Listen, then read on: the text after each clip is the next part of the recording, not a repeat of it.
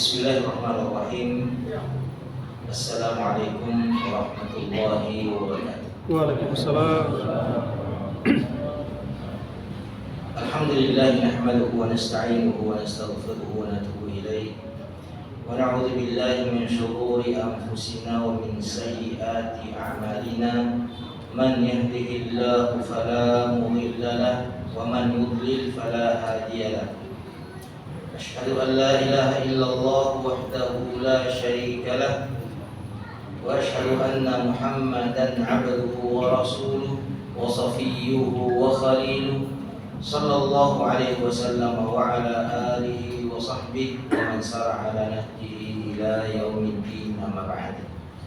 Ma'asyiral muslimin yang dirahmati Allah Subhanahu wa taala, pada malam hari ini alhamdulillah kembali kita dapat bersua dan bermajlis di tempat ini untuk melanjutkan kegiatan rutin kita mentadabburi ayat-ayat Allah Subhanahu wa taala.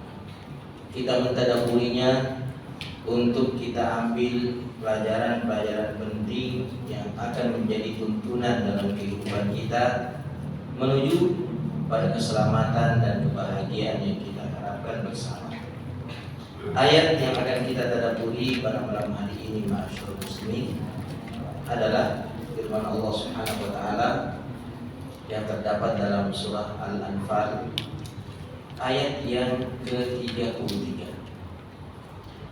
Surah Al-Anfal ayat yang ke-33. Andai saja kita bisa buka secara bersama-sama ayat ini dan ada di antara jamaah yang membacakannya untuk kita, maka itu yang lebih ideal. Namun jika tidak ada, maka tak mengapa kami yang membacakannya. Allah Subhanahu wa taala berfirman pada ayat ini, afwan ya, bukan, kalau ayat yang ke-33 itu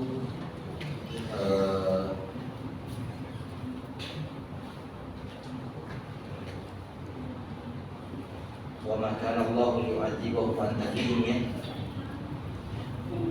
Ayat yang ke-25 nya. Ayat yang ke-25.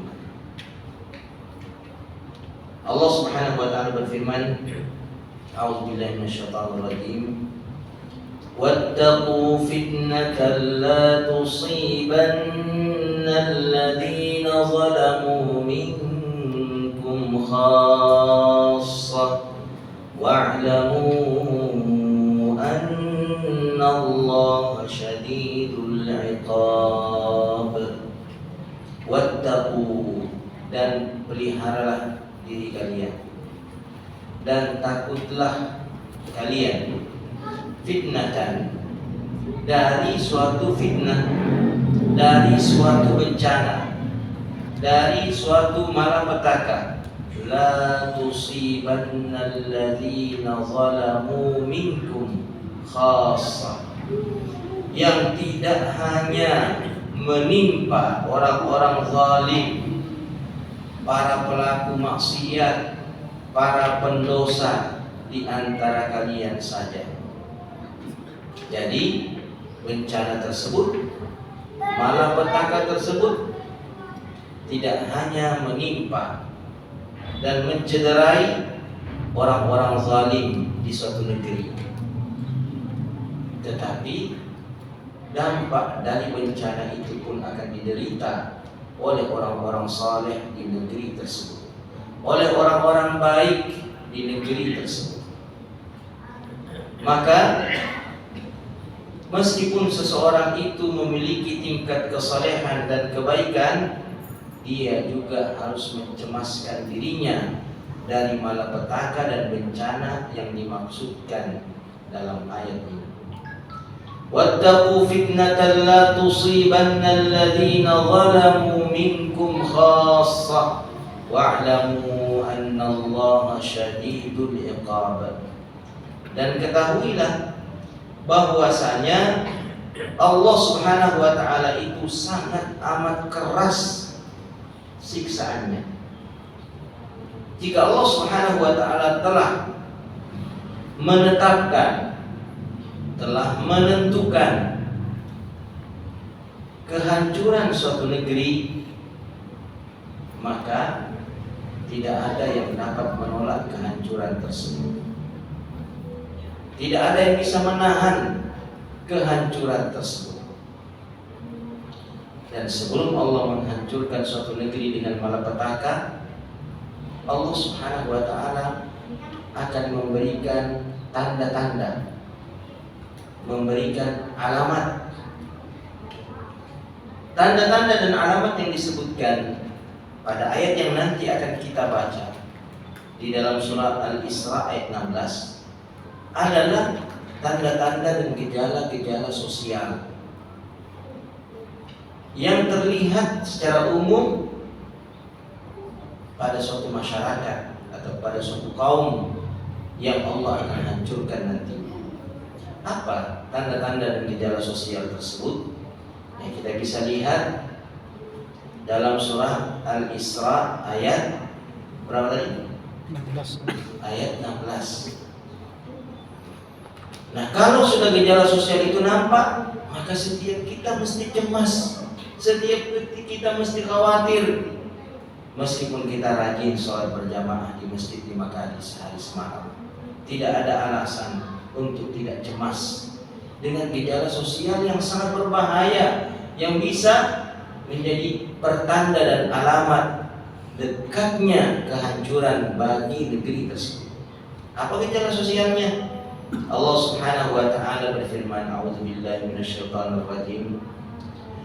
Wa idza aradna an nuhlika qaryatan amarna mutrafiha ففسقوا فيها فحق عليها القول فدمرناها تدميرا. وإذا dan apabila aradna kami telah menginginkan, maksudnya Allah Subhanahu wa ta'ala, apa yang Allah telah inginkan, an nuhlika qaryatan, untuk membinasakan suatu penduduk negeri. Ya, penduduk negeri jumlahnya bisa ribuan orang, ma'asyiral muslimin. Berarti yang akan menjadi korban ribuan orang, iya, yang akan menjadi korban di negeri itu ribuan orang. Karena penduduk negeri bisa ratusan ribu, bisa jutaan, bisa. Jika Allah telah berkehendak. Apa tanda dan alamat bagi kehancuran suatu negeri yang telah dikehendaki oleh Allah? Tanda dan alamatnya adalah amarna mutrafiha fafasaqu fiha. Kami perintahkan orang-orang kaya, orang-orang sejahtera, orang-orang berduit, orang-orang burju di negeri tersebut untuk patuh dan taat kepada Allah. Namun sayang, perintah itu diabaikan oleh mereka lantaran mereka hidup sejahtera, lantaran mereka hidup kaya raya.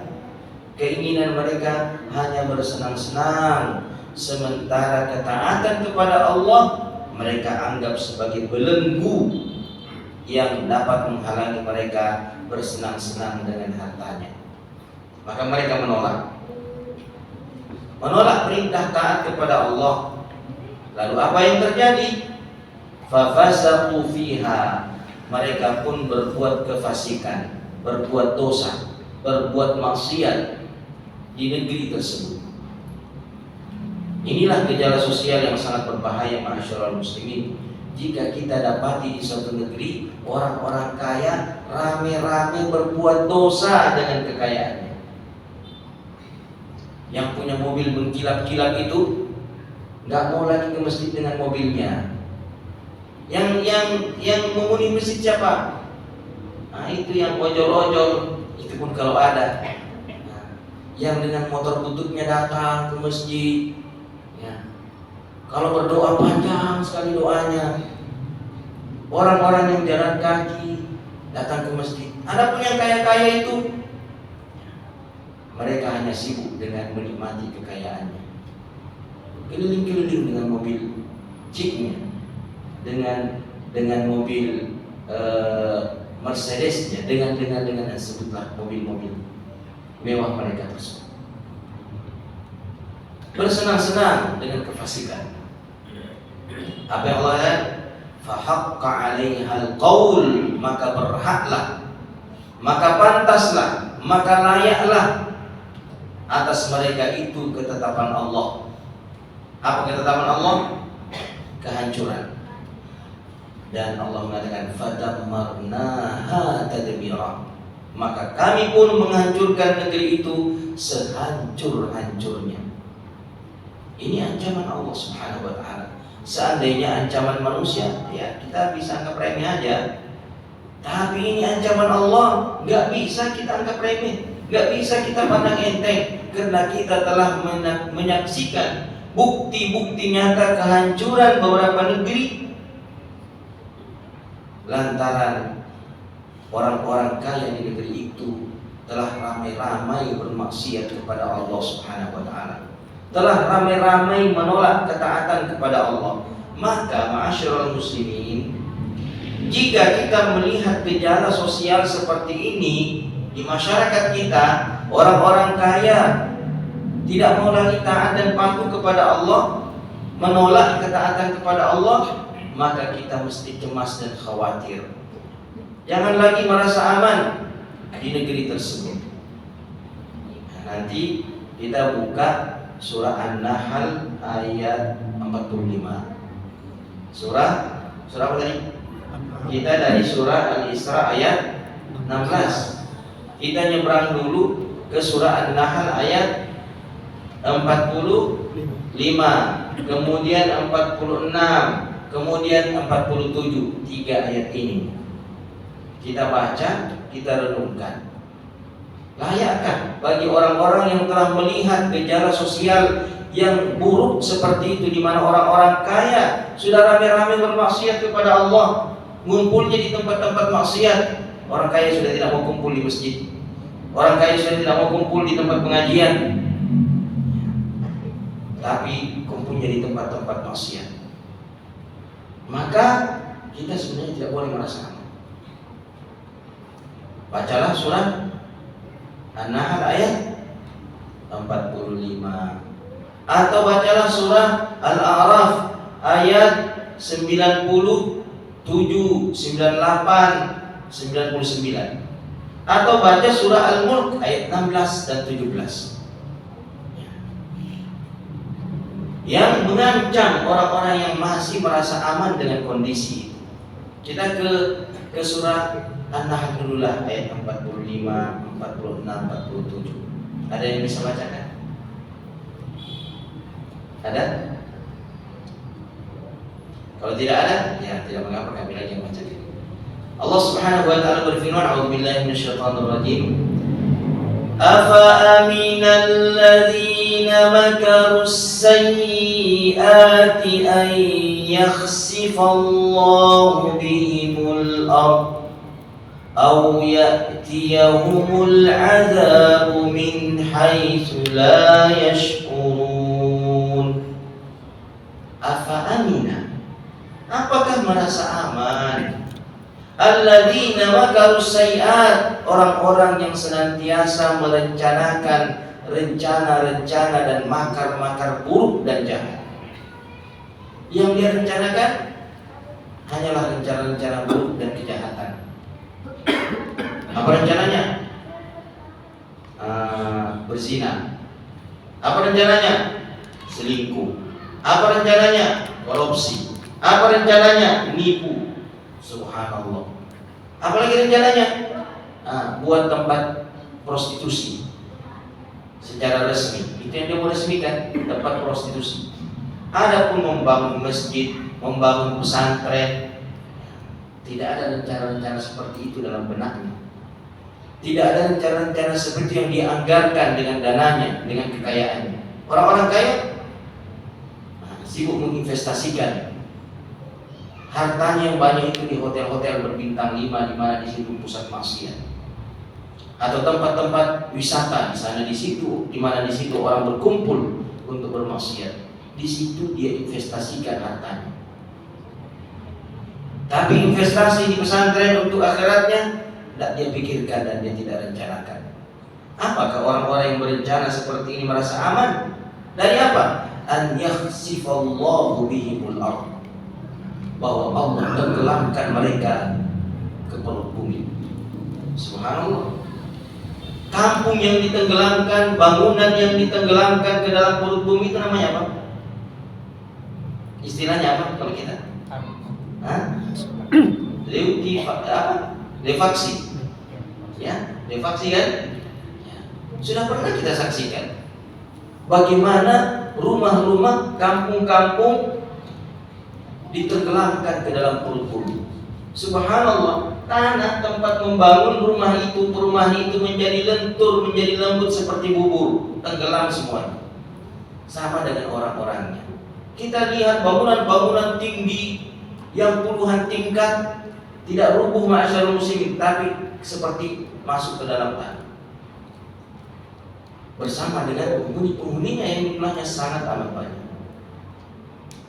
Apa hanya itu ancamannya? Enggak. Pada ayat berikutnya 46. Au ya'khudhahum fi taqallubihim, atau Allah mengadab mereka pada saat mereka sedang berada dalam perjalanannya. Diadab, disiksa, mendapatkan bencana pada saat berada dalam perjalanan, sehingga mereka tidak berdaya untuk menolak. Bagaimana bentuk rupanya? Naik pesawat orang-orang kaya, lalu tiba-tiba di atas udara meletus mesinnya. Kira-kira bagaimana? Jumlah korbannya bukan puluhan, ratusan. Naik kapal laut, lalu tiba-tiba badai datang dalam perjalanan di tengah laut, ditenggelamkan oleh Allah dengan badai yang mengguncang kapal itu. Ya, bisa ratusan korban. Apakah seseorang masih merasa aman dengan melakukan dosa-dosa, sehingga dosa-dosa itu mengundang petaka, mengundang musibah yang dapat menelan korban hingga ratusan jiwa? Satu kampung, masyarakat muslim, satu kompleks bisa menjadi korban. Nah, oleh karena itu ma'asyiral muslimin, seseorang ketika telah melihat gejala sosial di mana orang-orang kaya di negeri itu sudah rame-rame bermaksiat, haruslah waspada dan hati-hati. Bahkan ekstra waspada dan ekstra hati-hati. Apa yang harus dilakukan? Dia diam-diam, gak boleh lagi ma'asyiral muslimin, gak boleh lagi diam-diaman kita.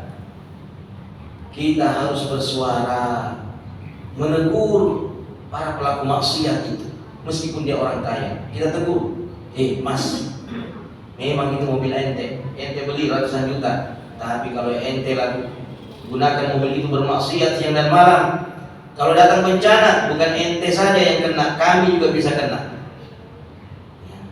Masjid kami bisa kena, pesantren kami bisa kena, gara-gara perbuatan ente. Dengan mobil ente, dengan uang ente, dengan rumah ente. Mana dalilnya? Dalilnya surah apa tadi? Al-Anfal ayat 25. Wattaqu fitnatan la tusibanna alladziina zalamu minkum khassah. Takutlah kalian kepada suatu bencana yang tidak hanya menimpa orang-orang zalim di antara kalian saja. Artinya bencana itu akan menimpa semua yang ada di negeri tersebut, meskipun orang itu saleh, meskipun orang itu baik. Maka orang-orang saleh dan orang-orang baik tidak boleh diam melihat kemungkaran yang terjadi di masyarakatnya. Sebab jika Allah berkehendak untuk menghancurkan negeri itu, dia pun akan terdampak, dia pun akan menderita, dia pun akan menjadi korban. Maka orang-orang saleh dengan kesolehannya tidak boleh diam, tidak boleh berpangku tangan, tidak boleh cuek, tidak boleh tutup mata terhadap kemungkaran-kemungkaran yang terjadi di hadapannya, kemungkaran-kemungkaran yang terjadi di sekitarnya. Nah, ma'asyiral muslimin yang dirahmati Allah Subhanahu wa taala. Surah Al-Isra yang tadi kita baca ayat 16 itu, di mana kita mengambil pelajaran dari ayat itu bahwasanya salah satu di antara tanda-tanda dekatnya kehancuran sebuah negeri, sebuah bangsa adalah gejala sosial dalam bentuk orang-orang kaya di negara tersebut, di negeri tersebut dengan kekayaannya rame-rame bermaksiat kepada Allah. Dengan kekayaannya hanya merencanakan rencana-rencana jahat dan rencana-rencana buruk yang akan mereka lakukan di negeri tersebut. Pada ayat itu sebenarnya terdapat 3 bacaan. Yang kita baca tadi itu pada kalimat amarna mutrafiha, itu bacaan jumhur, umumnya para qurra, para ahli baca Quran. Itu yang kita baca seperti itu. Amarna mutrafiha, yang artinya kami perintahkan orang-orang kaya di negeri itu untuk taat, namun mereka melakukan dosa. Ada bacaannya kedua dan ketiga. Ini disebutkan oleh Al-Imam Al-Baghawi dalam tafsirnya. Demikian pula disebutkan oleh Al-Imam Ibnu Katsir rahimahullah dalam tafsirnya.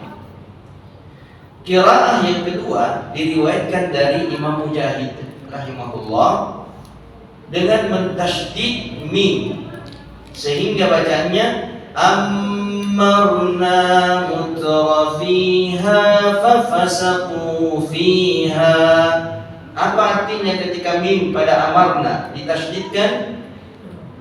Maknanya bukan lagi kami memerintahkan, tetapi sallatna alaihim mutrafiha, kami kuasakan atas negeri itu orang-orang kaya.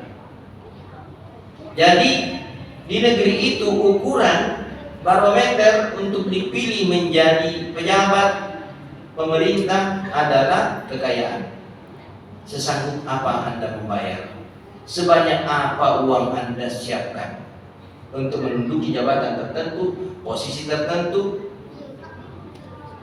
sehingga dengan jabatan itu dan uang yang dia peroleh, dia gunakan untuk bermaksiat. Jabatan digunakan untuk bermaksiat, jabatan digunakan untuk merencanakan kemaksiatan.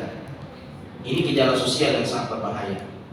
Jika saja di suatu negeri pilihan itu sudah berdasarkan pada sebanyak apa uang yang dia miliki, bukan lagi sebaik apa akhlaknya sehingga dia layak dijadikan pemimpin, setaat dan sepatuh apa dia kepada Allah sehingga dia layak menjadi pemimpin. Tapi ukurannya sudah sekaya apa dia, sebanyak apa uangnya, sehingga yang menjadi pejabat di negeri itu hanyalah orang-orang kaya belaka, meskipun akhlaknya buruk, meskipun mentalnya buruk, meskipun rencananya buruk. Ini gejala sosial yang kedua. Ada bacaan yang ketiga. Bacaan yang ketiga diriwayatkan dari Imam Qatadah rahimahullah, tidak mentasydid mim tetapi mematkan, memanjangkan alif, sehingga bacanya amarna mutrafiha fafasaqu fiha. Apa artinya kalau dipanjangkan alifnya? Artinya aksarna mutrafiha, kami akan memperbanyak di negeri itu jumlah orang-orang kaya. Artinya kesejahteraan di negeri itu meningkat, lapangan pekerjaan terbuka luas, gaji berlipat ganda di negeri itu, sehingga mudah bagi setiap orang menjadi kaya karena mudah dapat kerja, dan setiap dapat kerja gajinya berlipat ganda.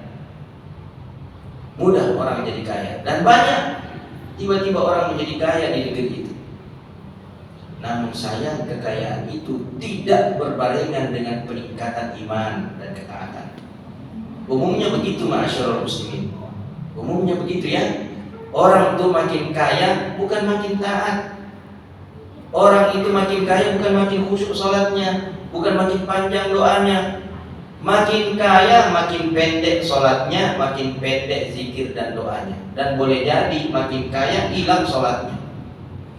Ya kan? Umumnya lah seperti itu. Meninggalkan salat itu adalah maksiat. Meskipun dia bersedekah, meskipun dia ketika ketemu orang senyum, meskipun dia senantiasa membantu, manakala dia meninggalkan sholat, dia bermaksiat kepada Allah. Sementara orang-orang banyak mengatakan, wah ini kan orang baik ini. Kenapa dikatakan dia orang baik? Orang soleh, tiap hari nyumbang, yatim piatu nyumbang, fakir miskin nyumbang, panti-panti sosial nyumbang, padahal tidak pernah sholat yang nyumbang itu.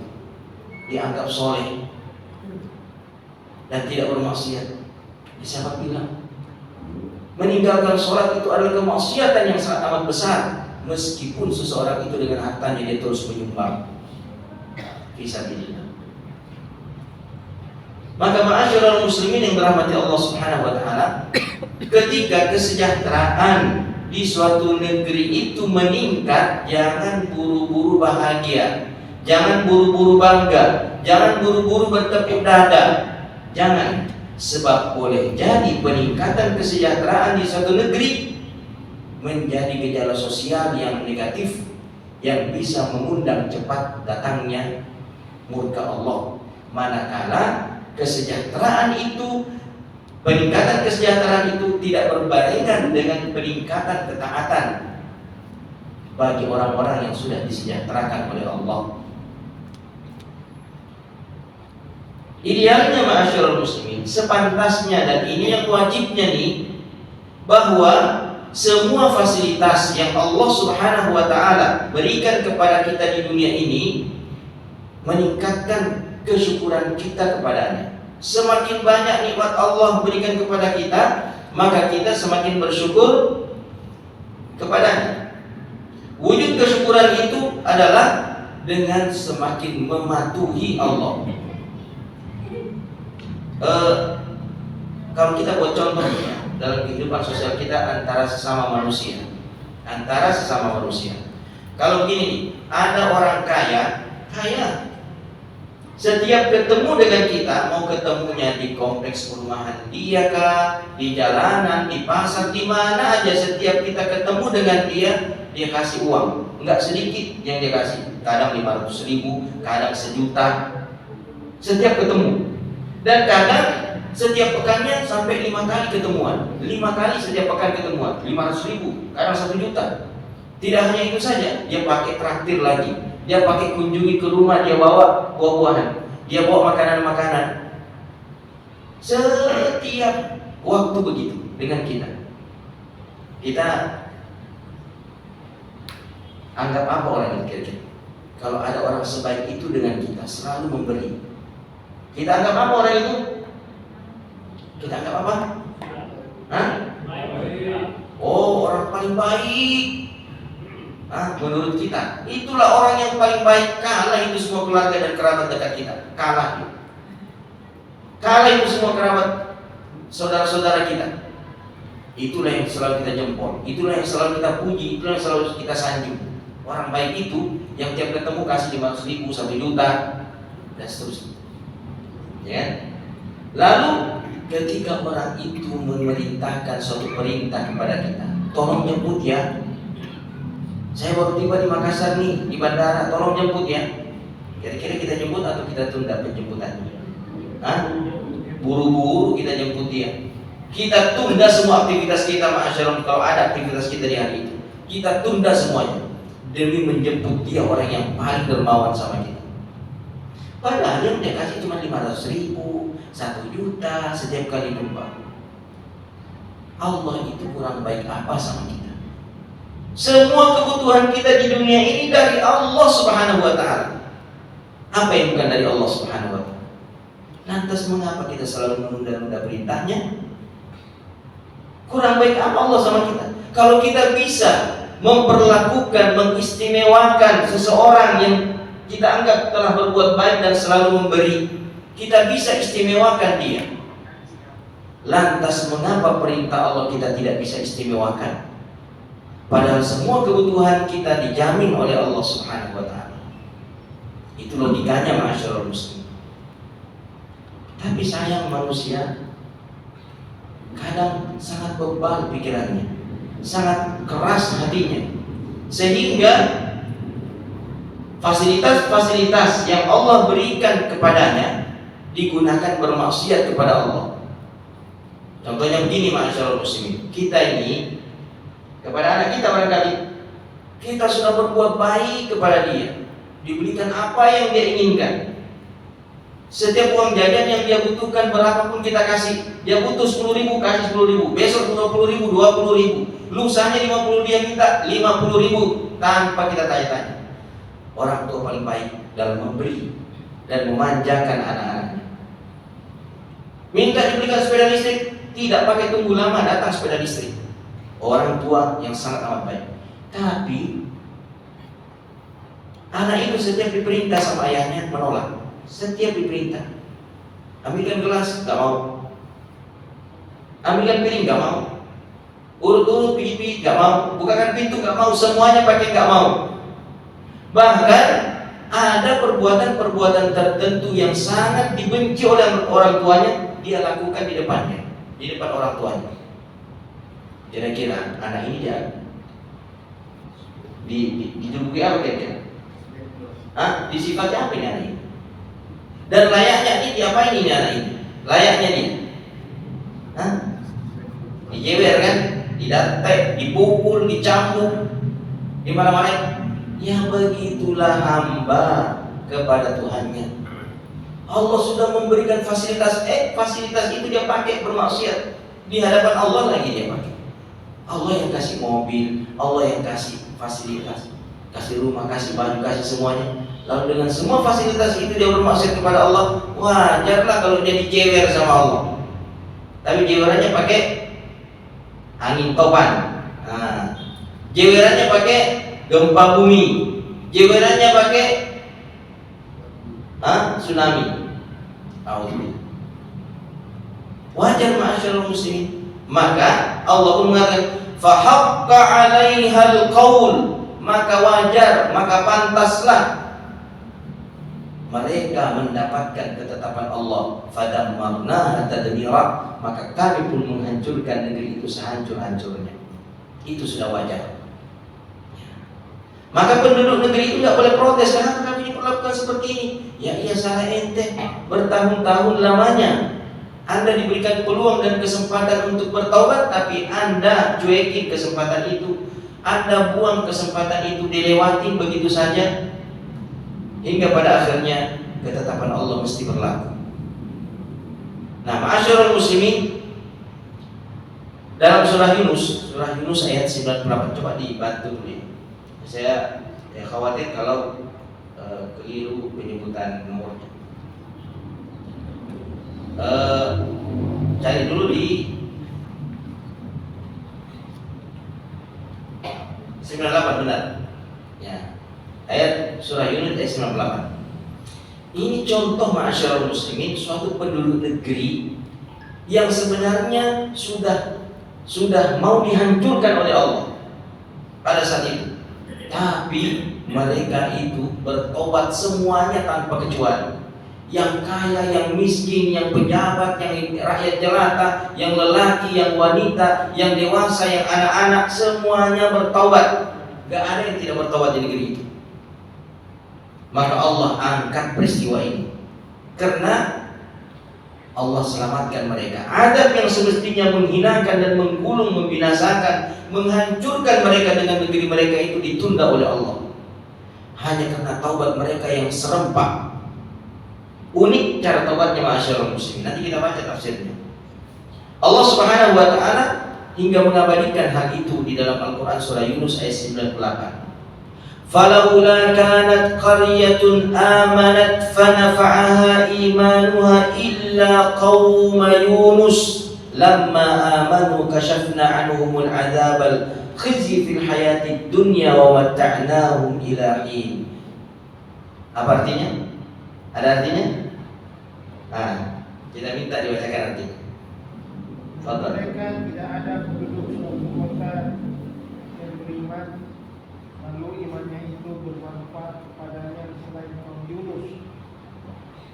Kalau mereka kaum Yunus itu beriman, kami hilangkan dari mereka azab yang menghinakan dalam kehidupan dunia, dan kami beri kesenangan kepada mereka sampai kepada waktu yang tertentu. Ya, subhanallah. Mengapakah kata Allah tidak ada penduduk suatu negeri yang mau beriman sehingga iman mereka bermanfaat untuk mereka sendiri, kecuali kaumnya Nabi Yunus, masyarakatnya Nabi Yunus.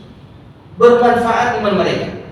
Apa manfaatnya? Ketika mereka serempak beriman, kasyafna anhumul adzabal khizyi fil hayatid dunya. Kami segera hilangkan adab yang semestinya menghinakan mereka di dunia ini. Allah hilangkan itu adab. Bagaimana ceritanya?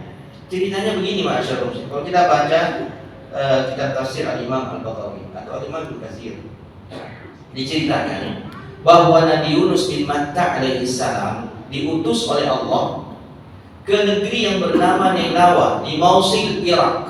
Nama negeri itu sampai hari ini masih sama, Nainawa. Di provinsinya Mosul masih sama juga, tetap Mosul juga namanya. Di negeri itulah dahulu Yunus bin Matta diutus oleh Allah untuk menasihati, membimbing, mengarahkan, mendakwahi kaum Nainawa. Tapi masyarakat Nainawa menolak dakwah Nabi Yunus. Nabi Yunus kecewa, Nabi Yunus geram, Nabi Yunus marah, hingga beliau pun habis kesabarannya, lalu melaknat atau nyumpahin penduduk kampung tersebut. Kalian akan diazab, dikutuk dalam beberapa hari ini oleh Allah.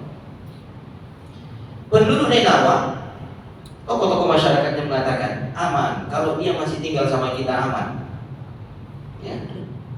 Tapi kalau dia sudah pergi meninggalkan kampung kita, itu baru bahaya.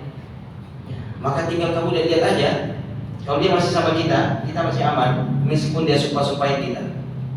Ternyata Nabi Yunus alaihissalam ma'asyarul muslimin meninggalkan kampung itu diam-diam. Tidak ada yang tahu. Ketika tokoh-tokoh masyarakat Nainawa mengetahui bahwa ternyata Nabi Yunus sudah tidak ada di kampung itu, sudah beberapa hari tidak kelihatan, mereka menjadi ketakutan. Mengapa? Sumpah itu pasti akan terjadi. Karena memang begitu ma'asyarul muslimin. Keberadaan seorang nabi di suatu negeri itu menjadi benteng dari azab dan murka. Antum buka surah Al-Anfal ayat 33. Allah berfirman, وَمَا كَانَ اللَّهُ لِيُعَذِّبَهُمْ وَأَنْتَ فِيهِمْ وَمَا كَانَ اللَّهُ مُعَذِّبَهُمْ وَهُمْ يَسْتَغْفِرُونَ. Keberadaan Nabi di suatu masyarakat itu menjadi benteng bagi masyarakat itu dari azab. Tidaklah Allah akan mengadab mereka sementara engkau wahai Muhammad masih berada di tengah-tengah mereka. Keberadaan Rasulullah menjadi benteng dari azab untuk masyarakat setempat.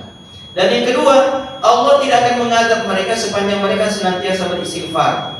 Istighfar menjadi benteng kedua.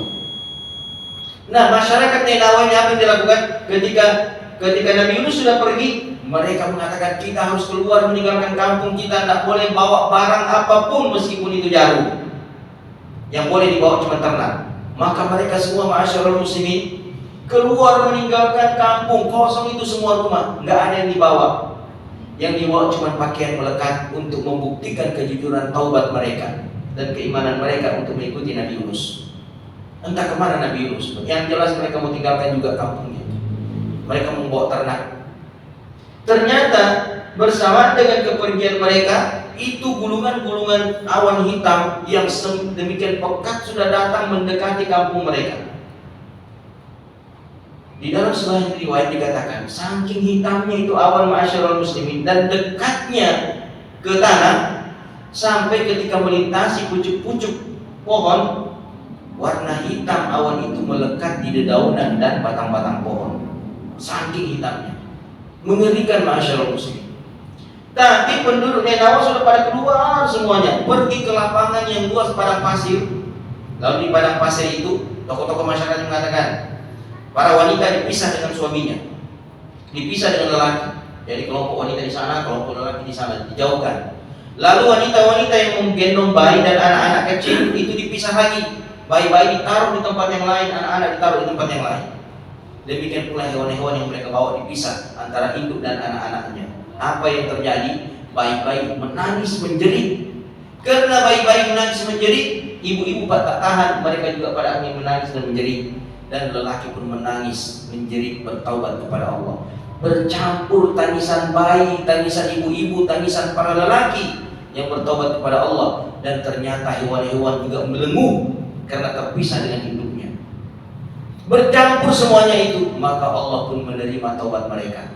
Dan Allah hilangkan awan hitam yang hendak membinasakan mereka dan menghancurkan mereka. Hanya itu yang terekam dalam sejarah.